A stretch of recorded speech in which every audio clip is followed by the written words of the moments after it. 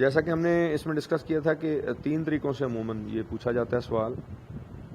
probability of a variable less than a given point, probability of a variable greater than a given point, या probability of variable lying between two given points। तो अब जो third case बनता है वो कहता है जी how to find probability of z between a and b, जिसको हम कहते हैं probability of a less than z less than b। तो अब इसको मैं डायग्राम से डायरेक्ट एक्सप्लेन कर देता हूँ। ये सीधा सीधा सा इसका होता है, आपने फार्मूला याद रखना है, ये दरमियान में मैनिपुलेशन छोड़ दें जो भी की हुई है, कि probability of A less Z less B is equal to phi of B minus phi of A. देखें ये डायग्राम है आपके सामने। हमारा एरिया टेबल जो है वो फाई ऑफ बी भी प्रोवाइड करता है जो माइनस इन्फिनिटी से बी तक है, और वो फाई ऑफ ए भी हमें दे सकता है जो माइनस इन्फिनिटी से ए तक है। हमें दरमियान वाला एरिया चाहिए, तो जो बड़ा एरिया है वो माइनस इन्फिनिटी से बी तक है, और जो छोटा एरिया है वो माइनस इन्फिनिटी से ए तक है। अगर बड़े एरिया में से ये छोटा एरिया माइनस करूँ मैं, तो ये ए से बी के दरमियान वाला एरिया बन जाता है। बड़ा सादा सा उसूल है, ये बाय डिफरेंस है। ये बाय डिफरेंस है कि आपको दो वैल्यूज़ दी हुई हैं, एक वैल्यू ए है एक वैल्यू बी है। ए वैल्यू छोटी है, बी वैल्यू बड़ी है। आपने इनके दरमियान में किसी वैल्यू के आने की प्रोबेबिलिटी निकालनी है। तो सिंपल ये है कि जो बड़ा नंबर होगा वहाँ तक टोटल प्रोबेबिलिटी ज़्यादा होगी, जो छोटा नंबर होगा वहाँ तक टोटल प्रोबेबिलिटी जो वो कम होगी। तो बड़े वाली प्रोबेबिलिटी में से छोटे वाली प्रोबेबिलिटी को माइनस करें तो वो फिर उन दो नंबर्स के दरमियान वाला एरिया जो वो आ जाएगा। तो अब यहाँ इसने इसकी एग्जांपल दी है कि वो कहते हैं जी आप प्रोबेबिलिटी निकालें कि z जो है वो 1.28 से 1.35 के दरमियान है। प्रोबेबिलिटी निकालें कि z जो है ये 1.28 से लेकर 1.35 के दरमियान फॉल करता है। तो सीधा सीधा सा इसमें देखें कि आपके पास जो बड़ा नंबर है वो 1.35 है और जो छोटा नंबर है वो 1.28 है। तो रूल आपको क्या बताया, phi of B minus phi of A. B इसमें है 1.35 और ए है इसमें 1.28। तो ये बनेगा फिर phi of 1.35 minus phi of 1.28, और ये दोनों वैल्यूज़ हमने पहले टेबल से देख के लिखी हुई हैं।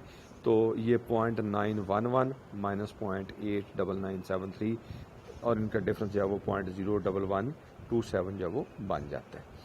ऐसे ही ये इसने नेक्स्ट एग्जांपल दी है बुक में कि आप प्रोबेबिलिटी कैलकुलेट करें कि z इज़ बिटवीन -1 एंड 1.35। तो याद रखें कि ये नेगेटिव में जो वैल्यू है ये पॉजिटिव नंबर से छोटी ही होती है। तो ये अब इसमें अगर आप लें तो ये p ऑफ ये बनेगा फाई ऑफ 1.35, क्योंकि b अब इसमें बनेगा 1.35 और a बनेगा -1। तो सोल्यूशन इसका क्या होगा, phi of 1.35 minus phi of -1। तो जो 1.35 पे क्यूमुलेटिव एरिया है वो 0.911 है, और जो 1.35 पे क्यूमुलेटिव एरिया है या टोटल प्रोबेबिलिटी है वो 0.1587 है। डिफरेंस ले तो हमें जवाब इसमें फिर जो मिल जाता है 0.7523। ऐसे ही एग्जांपल 9 है। अब आई थिंक कि आप उसको इजीली समझ सकते हैं, उसमें कोई मुश्किल जो है वो आपको पेश नहीं आनी चाहिए। तो ये तीन ही कह लें कि एक बुनियादी इसके अंदर प्रोबेबिलिटी कैलकुलेशन के मेथड्स हैं। यानी हमारा टूल हमारा एरिया टेबल है, हमारा टूल जो है वो हमारा एरिया टेबल है। उसकी मदद से हम अपने इवेंट के मुताबिक उसी एरिया टेबल को यूज़ करते हैं। अगर लेस का इवेंट दिया हुआ है तो एरिया टेबल से डायरेक्टली प्रोबेबिलिटी मिल जाती है।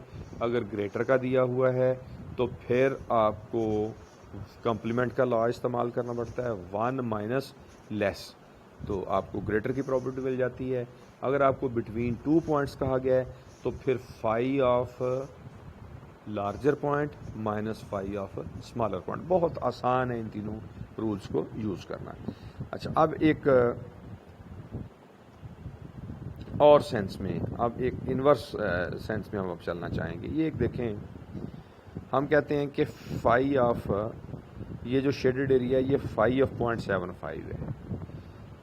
तो इसका मतलब ये होगा कि z 0.75 है।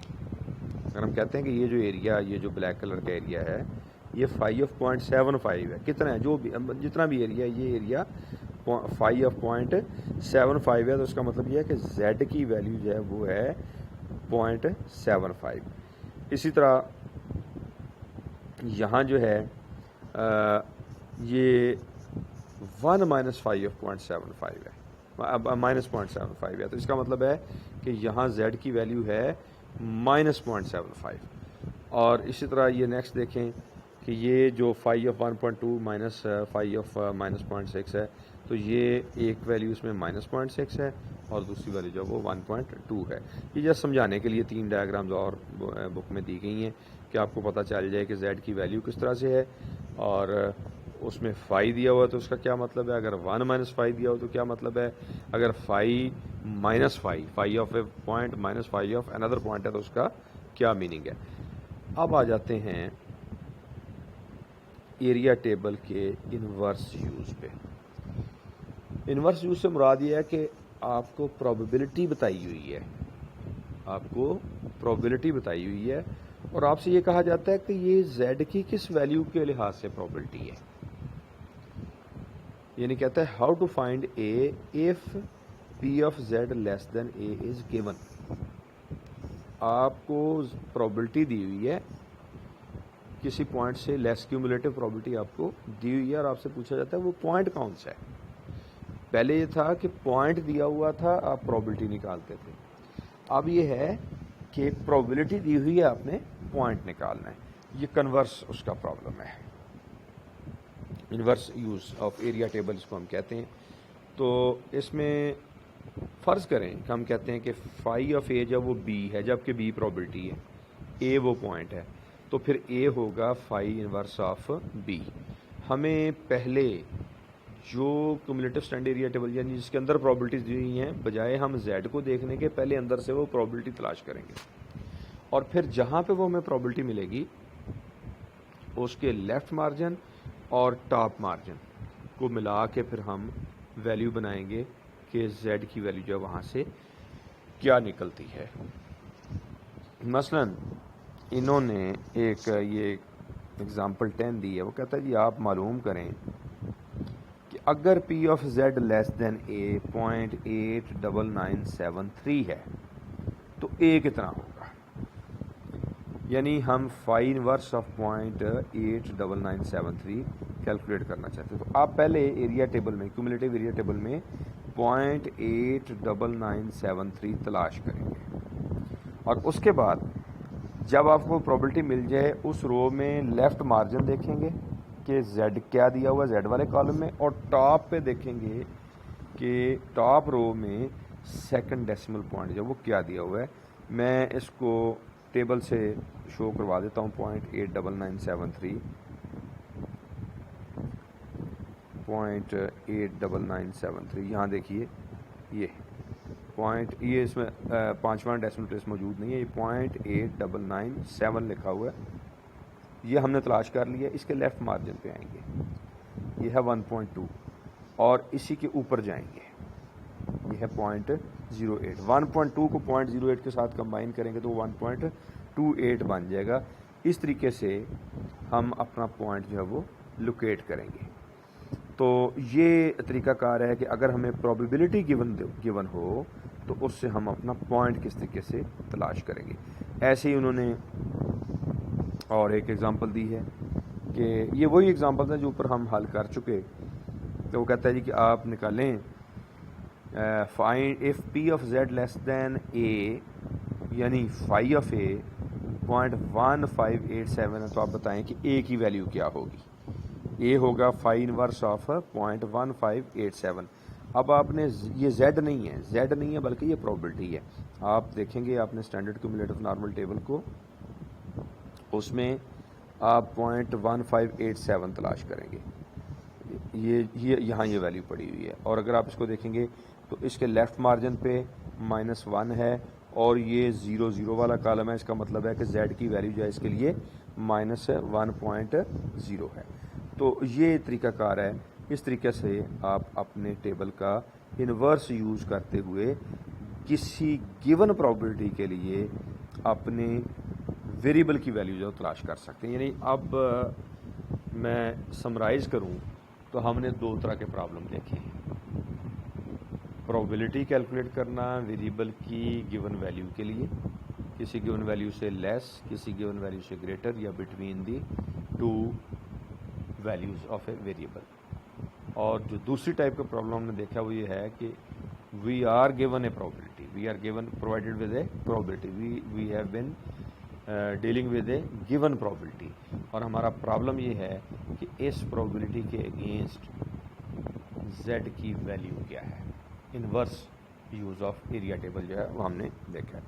इन्होंने और भी कुछ डिमॉन्स्ट्रेशन दी हैं, अब आप इसको देखिए। मतलब कहते हैं जी अगर इतनी प्रोबेबिलिटी हो तो ये असल में 2.05 से लेस होने की प्रोबेबिलिटी है, या इस तरह अगर ये 0.25446 प्रोबेबिलिटी हो तो ये होती है -0.66 पे। यानी आप एरिया टेबल में 0.2546 प्रोबेबिलिटी तलाश करें तो फिर लेफ़्ट मार्जिन में और टॉप मार्जिन में पॉइंट को कंबाइन करके पढ़ लें तो वो पॉइंट मिलेगा -0.66। इस तरह उन्होंने और एग्जांपल्स भी दिए हैं।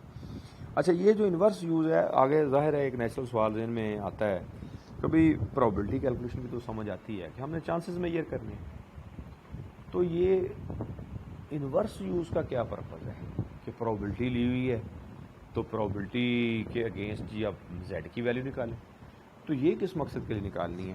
उसका जवाब यहाँ पे है कि आपसे अगर किसी नॉर्मल डिस्ट्रीब्यूशन के क्वार्टाइल्स, डिसाइल्स या परसेंटाइल्स निकालने को कहा जाए तो फिर आप इसी चीज़ को यूज़ करेंगे। यानी पहले आप ज़रा क्वार्टाइल्स की डेफिनेशन, डिसाइल्स की डेफिनेशन और परसेंटाइल्स की डेफिनेशन जो है इसको प्रोबेबिलिटी की सेंस में आप समझें। हमने गालिबन ये चैप्टर 3 था,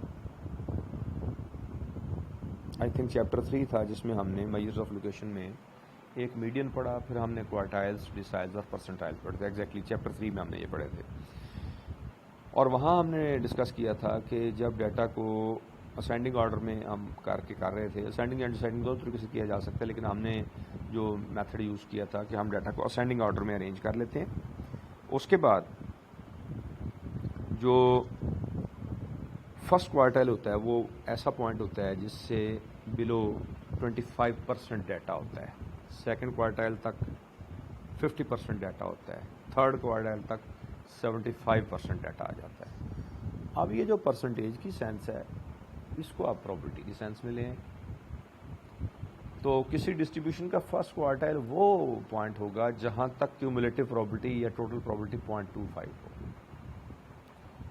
यानी वो पॉइंट जहां तक प्रोबेबिलिटी 0.25 है वो होगा फर्स्ट क्वार्टाइल, वो पॉइंट जहां तक प्रोबेबिलिटी 0.5 है वो होगा सेकंड क्वार्टाइल या मीडियन, और वो पॉइंट डिस्ट्रीब्यूशन का वेरिएबल का वो वैल्यू, वेरिएबल की वो वैल्यू जहां तक टोटल प्रोबेबिलिटी 0.75 बनेगी वो हमारा थर्ड क्वार्टाइल बन जाएगा। यही सेंस आप डिसाइल में देखेंगे कि जहां 1/10 एरिया या 1/10 प्रोबेबिलिटी यानी 0.1 प्रोबेबिलिटी जिस पॉइंट तक बनेगी, जिस वैल्यू तक बनेगी 0.1, वो हमारा पहला डिसाइल होगा। और वो पॉइंट जिससे बिलो से हम D7 की बात करते हैं, वो पॉइंट जिससे बिलो 0.7 प्रोबेबिलिटी होगी या जहां तक 0.7 प्रोबेबिलिटी बनेगी वो बन जाएगा D7, ऐसे D9 को उन्होंने एक्सप्लेन किया। तो सिमिलरली ये कॉन्सेप्ट आप परसेंटाइल के लिए भी एक्सटेंड कर सकते हैं कि ये एक ऐसा पॉइंट होगा जहां तक आपकी कोई गिवन परसेंटाइल के हिसाब से प्रोबेबिलिटी होगी। मसलन इन्होंने कहा जी कि P67 ये एक ऐसा पॉइंट होगा जिससे बिलो 0.67 प्रोबेबिलिटी होगी। अब इन्होंने बाकायदा इसको उसी अंदाज में लिख के दिखाया है कि probability of x less than Q1 is 0.25, probability of x less than Q3 is 0.75, probability of x less than D7 0.7, probability of x less than D9 0.9, यानी 0.9 प्रोबेबिलिटी उस जगह पे होगी जो पॉइंट D9 होगा। और इस तरह से probability x less than P67 is 0.67, probability x less than P90 is 0.9। तो ये सीधा सीधा सा तरीका ये होता है कि आप एक्स की मदद से भी डील कर सकते हैं, जेड की मदद। मतलब अब पहले तो हमने जो चीज़ें डिस्कस की हैं वो सारी की सारी अभी ऊपर जो हमने प्रॉबिलिटी एरिया टेबल की जो डिस्कस किया, जो वो स्टैंडर्ड की फॉर्म में डिस्कस किया। अब हम देखते हैं कि अगर हमें कोई नॉर्मल डिस्ट्रीब्यूशन दे दी जाती है, कोई सी भी नॉर्मल डिस्ट्रीब्यूशन दी जाती है और उनमें से मुख्तलिफ चीज़ें हमें कैलकुलेट करने को कही जाती हैं, तो हम किस तरह से कैलकुलेट करेंगे। मसलन वो कहता है जी कि एक एक्स एक नॉर्मल रैंडम वेरिएबल है जिसका मीन 24 और उसकी वेरिएंस 16 है, यानी एक्स डिस्ट्रीब्यूटेड एन 24 16। Q1 निकालें, Q3 निकालें, P33 निकालें, D9 निकालें। अब देखें कि Q1 कौन सा पॉइंट होता है जिससे लेस एरिया 0.25 होगा, 0.25 होगा। यहाँ ये एक टाइपिंग मिस्टेक है इनकी, ये इन्होंने लिखा हुआ है P X less than Q1 is equal to 0.33। ये 0.33 नहीं है, ये 0.25 है, ये गलत लिखा गया, ये गलत लिखा गया। इस चीज़ को करेक्ट कर लें, इसमें ये इनकी टाइपिंग मिस्टेक है। अब चूँकि एरिया हमारा जो है वो स्टैंडर्डाइज्ड फॉर्म में होता है, एरिया जो हमारा स्टैंडर्डाइज्ड फॉर्म में होता है, तो ये स्टैंडर्डाइज करेंगे तो x minus mu over sigma बनेगा और Q1 minus mu over sigma बनेगा। तो ये x minus mu over sigma को हम z कहते हैं, तो Q1 minus mu over sigma जो है ये वो पॉइंट होगा स्टैंडर्ड नॉर्मल का, यानी Q1 है ऑर्डिनरी वेरिएबल का पॉइंट, नॉर्मल का, और Q1 minus mu over sigma quartile की स्टैंडर्डाइज्ड वैल्यू, क्वार्टाइल की स्टैंडर्डाइज्ड वैल्यू। जैसे x की स्टैंडर्डाइज्ड वैल्यू z है, तो Q1 भी तो उस वेरिएबल x का एक पॉइंट ही है ना। तो जब x को स्टैंडर्डाइज करते हैं तो x minus mu over sigma करते हैं, तो Q1 भी x की वेरिएबल की एक वैल्यू है, तो Q minus mu over sigma बन जाएगा। तो ये अब वाज़े तौर पे जब हम z less than a point कहते हैं तो वो फिर क्या होता है, phi of that point, phi of that point, और ये 0.25 है। अब 0.25 के against inverse use of area table, यानी आप प्रोबेबिलिटी में 0.25 देखें, फिर देखें वो वैल्यू क्या बनती है। वो वैल्यू z की बनती है -0.67, -0.67। तो आगे ये रिलेशन फिर आपका बनेगा कि Q1 minus mu over sigma is equal to -0.67। यहाँ से Q1 को आप सेपरेट कर सकते हैं। अब आपको सिग्मा का भी पता है क्योंकि आपको डिस्ट्रीब्यूशन दी हुई है, म्यू का भी पता है। इन वैल्यूज़ को यहाँ पे आप सब्स्टिट्यूट करके Q1 की वैल्यू मालूम कर सकते हैं कि ये 21.32 है, 21.32 है। आप इस चीज़ को वेरीफाई भी कर सकते हैं, जो आपका प्रॉपर्टी के ज़रिए भी आप इस चीज़ को वेरीफाई कर सकते हैं। ऐसे ही फिर इसने यहाँ Q3 निकाल के दिखाया है कि P of x less then Q3 जो है वो असल में वो प्रॉबिलिटी होती है 0.75। तो स्टैंडर्डाइज कर लें, x minus mu over sigma Q3 minus mu over sigma is equal to 0.75। तो ये x minus mu over sigma को z कह दें, दूसरा वैसे रहेगा Q3 minus mu over sigma is equal to 0.75। तो असल में आप phi of this standardized quartile, standardized form में क्वार्टाइल की लिखना चाहते हैं। तो अब यहाँ से इन्वर्स जब निकालेंगे, इन्वर्स यूज़ करेंगे तो 0.75 के अगेंस्ट जो निकलता है वो 0.67 आपको वैल्यू मिलेगी, और फिर यहाँ से Q3 जो है वो 26.68 निकल आएगा। ऐसे ही उसने कहा कि P33 निकालें, तो P33 वो पॉइंट होगा जहाँ तक प्रोबेबिलिटी जो है वो 0.33 होगी। फिर उसको स्टैंडर्डाइज कर लें, x minus mu over sigma P33 minus mu over sigma, तो ये इज इक्वल टू 0.33 है। ये x minus mu over sigma को z कह दें, ये बाकी इसी तरह रहने दें फंक्शन स्टैंडर्डाइज फॉर्म में। तो ये phi of P33 minus mu over sigma बन जाएगा, जो कि इक्वल है 0.33 के। इन्वर्स यूज़ करेंगे एरिया टेबल से तो आपको जो z की वैल्यू मिलेगी वो -0.44 मिलेगी। बाद में उसको यहाँ पुट करके आप उसी तरीके से P33 को सेपरेट करके वैल्यू कैलकुलेट कर सकते हैं। सेम प्रोसीजर D9 को कैलकुलेट करने का है।